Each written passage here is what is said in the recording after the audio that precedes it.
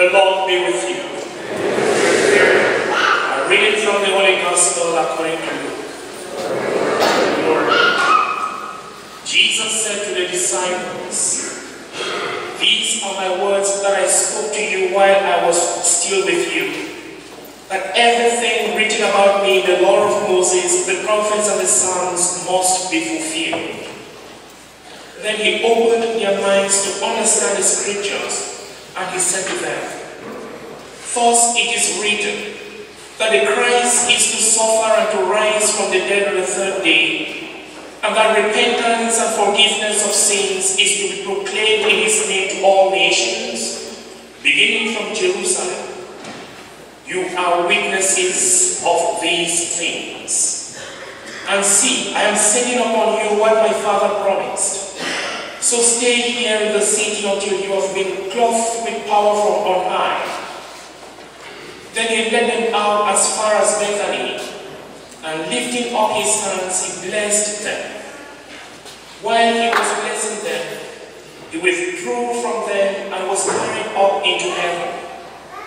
And they worshipped him and returned to Jerusalem with great joy.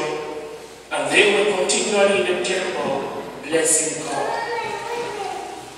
The Gospel of the Lord.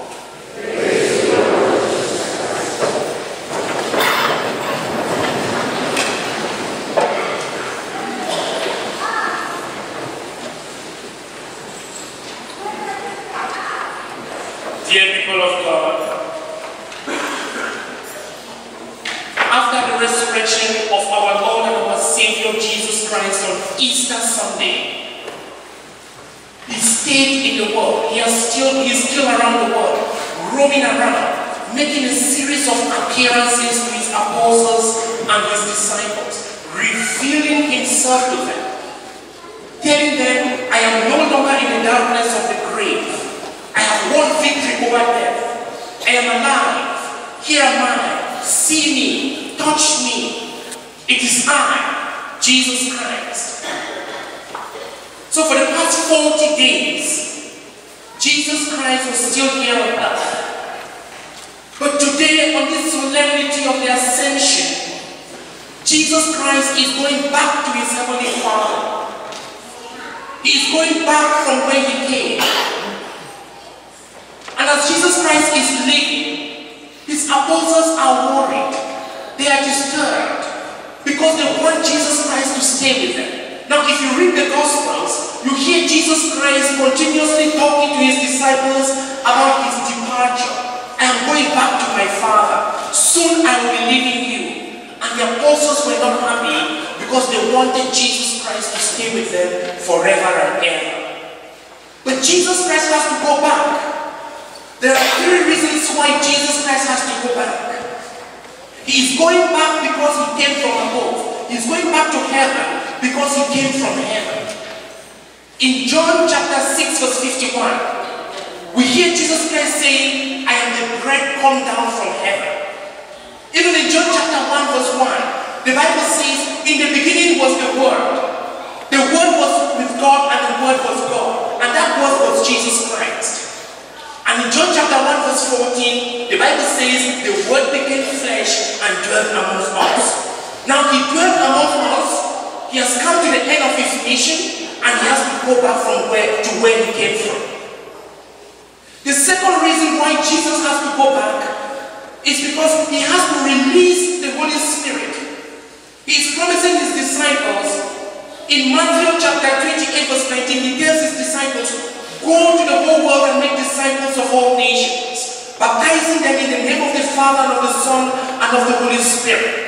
Jesus knows there is need for continuity. The gospel has to be preached to the ends of the world. But for the apostles to be strong enough, to be courageous, to go out and preach the good news, they need the power of the Holy Ghost. They need the anointing of the Holy Spirit so that they can jump out of that upper room and go to the public squares and preach to the people that Christ has died, Christ is risen, and Christ will come again. That's why Jesus tells his disciples, "Stay in the city, remain in Jerusalem." In Acts chapter 1 verse 8, when you will receive power from above, when you will receive the Holy Spirit, you will become my witnesses in Jerusalem, in Judea, in Samaria, and to the ends of the world. And the third reason why Jesus Christ has to go is because he is going to prepare a place for each and every one of us. He says in John chapter 14 verse 2, there are many rooms in my Father's house, and I'm going to prepare a place for you. When I shall have gone and prepared a place for you, I will come back and take you, so that where I am, you too will be with me. You know that the dream of every Christian is to go to heaven. The desire of every Christian is to go to heaven. Our dream, our goal, our target, our intention is to spend eternity with Jesus Christ in heaven.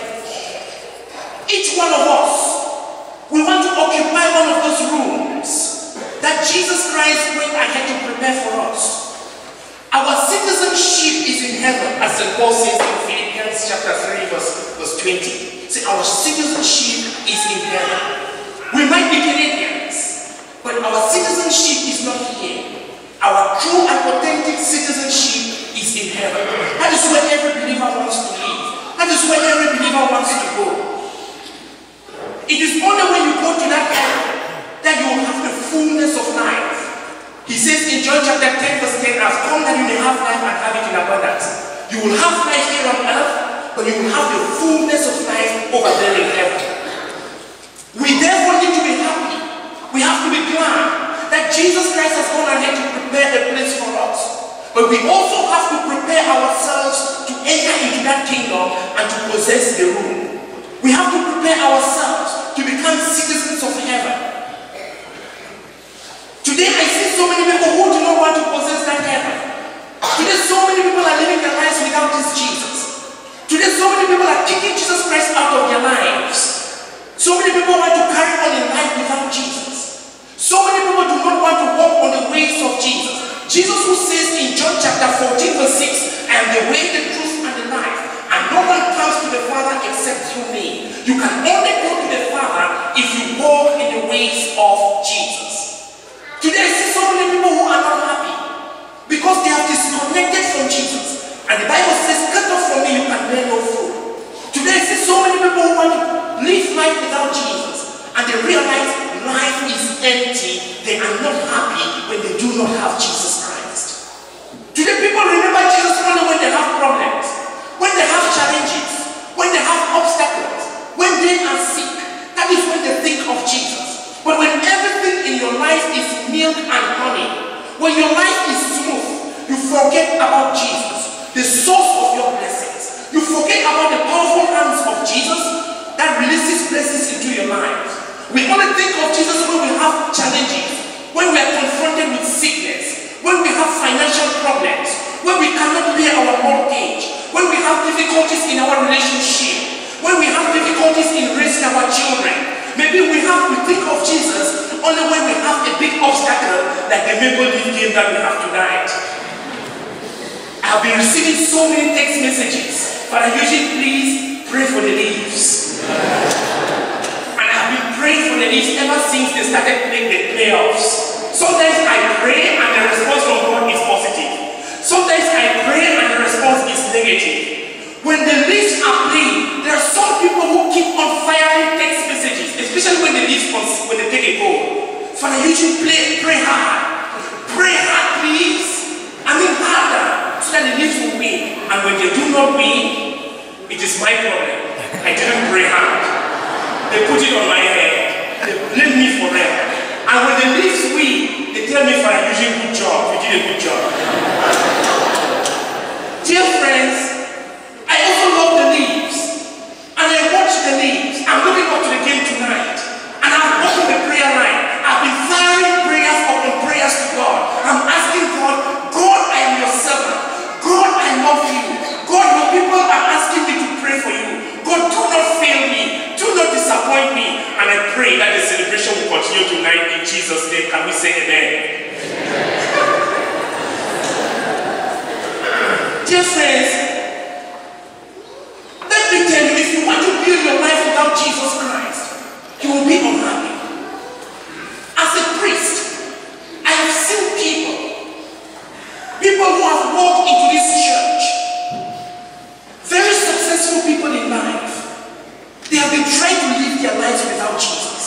and they are not happy. There are so many people who have come into this church, and they have said, Father Eugene, I want to talk to you. And immediately we walk into my office, they break down and they cry. Why? Because they have everything. They have no problem with their mortgage. They are successful businessmen and women. There are people who have a good life. They have lots of money. They live in a $1 million house. They drive expensive cars. They've done everything. They've gone on vacation, any place in the world. Yet they feel that they are empty. They cry and they say, Father, I am empty because I kicked Jesus Christ out of my life. I feel that vanity of vanities, all is vanity, all is emptiness. My life has no meaning. My life has no sense. My life has no sense of direction. I've encountered people who have been looking for happiness in the very wrong places. They have been looking for, lusting around with women, looking for happiness. And they said, Father, there is nothing in women. I've found people who have been looking for happiness in money. And they've said, Father, there is absolutely nothing in money. People who have been looking for happiness in drugs. Father, there is nothing in drugs.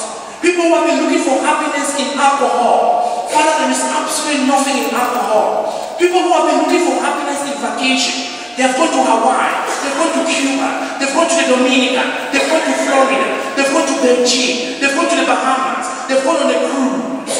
Because they are looking for happiness. But at the end they say it is all empty. Because they are building their lives without Jesus. Jesus is not the rock of their life. Jesus is not the foundation of their lives. Therefore, dear friends, if you want to be happy, if you want to be a happy person, you must make Jesus Christ the Alpha and the Omega of your life. You must make Jesus Christ the beginning and the end of your life. You must make Jesus Christ the start and the finish of your life. Today, look at even the young people.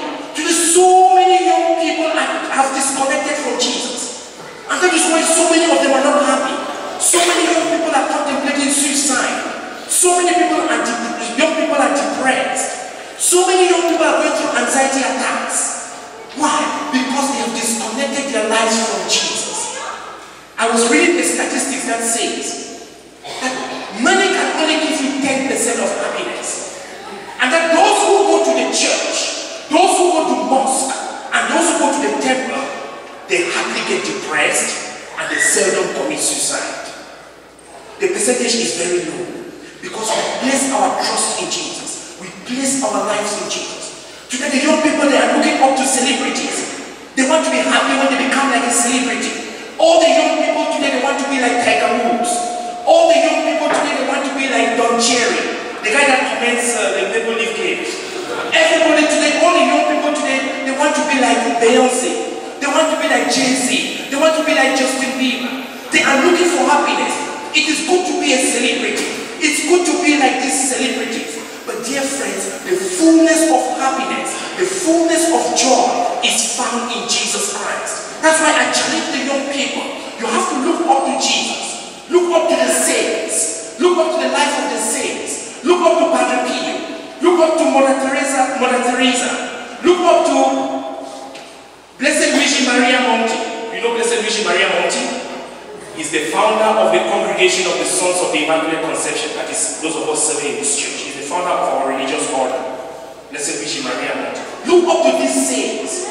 Pope Benedict XVI in Madrid in 2011 was telling the young people, the happiness you are looking for has a name and it has a face. And that is Jesus Christ of Nazareth found in the Eucharist.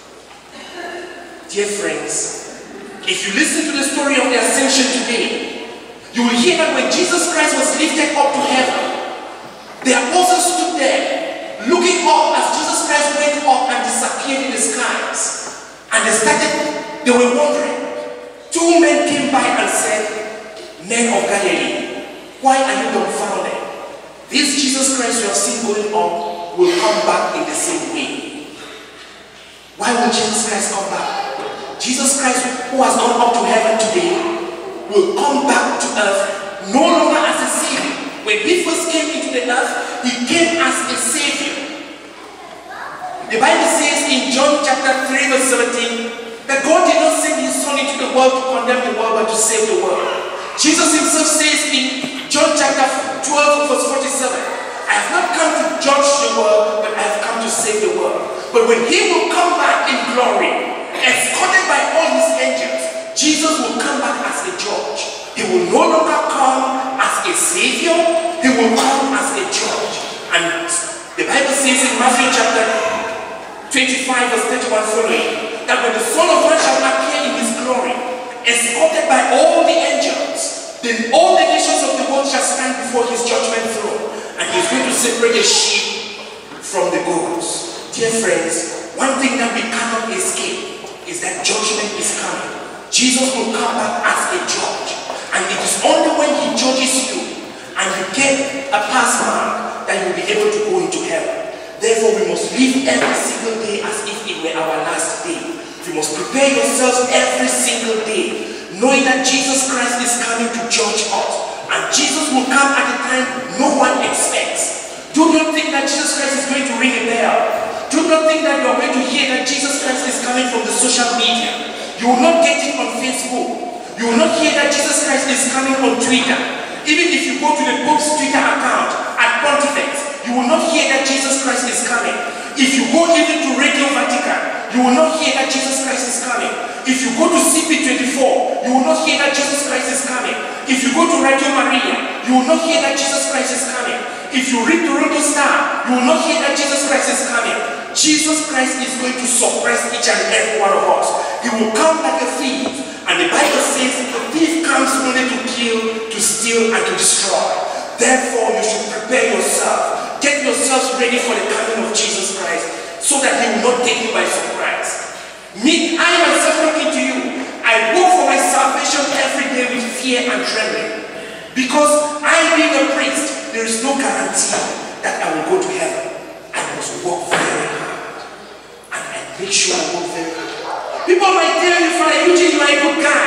Father Eugene, I love the way you preach. I do not listen to all these compliments, and I allow myself to be carried away. I keep on forging ahead, because if I do not work very hard, on that day, you guys will get the pass mark. You will get the green card to enter heaven, and you will see Father Eugene going down to hell, crying and saying, "Arise more," and you guys will be laughing. That's why every day people compliment me. I say this with all humility. Sometimes when I stand out there, somebody says, "Father Eugene, thank you for the homily." I say, "Well done." Somebody will say, "Father Eugene, I needed to hear this." I say, "Very good, God bless your soul." "Father Eugene, my husband has to hear this, so preach this next week, please." Okay, that is very good. People will give all these compliments, but I do not lie on my laurels. I continue to work very hard. I remember I went to the Knights of Columbus 10th anniversary at Riviera Park. And the mayor of this city, the Honorable Mauricio, he walked up to me and said, "Father Eugene, I was in an elevator and I saw some guys, like they were talking about you and saying all wonderful things about you, because I did the wedding on that Saturday." And I said to the mayor, "It is the work of the Holy Spirit. It is the doing of the powerful God that I serve. I do not take the glory, I do not take the honor, I give it to God. And when I get these compliments, I do not sit there and say, wow, now I'm a sure citizen of heaven." I continue to work very hard. Dear friends, you too must work very hard for your own salvation. Today we are celebrating Mother's Day. Mothers, I can never ever forget you. Today we are celebrating Mother's Day. It is a day that has been set aside for us to appreciate our mothers, to compliment our mothers, to thank our mothers for the wonderful things that they are doing in our lives. Dear mothers, we love you so much. We appreciate you. Words cannot express the abundance of our gratitude to each and every one of you mothers. I want everybody to turn around and tell any mother sitting next to you, "Happy Mother's Day." Turn around, tell any woman sitting next to you, "Happy Mother's Day." Happy Mother's Day.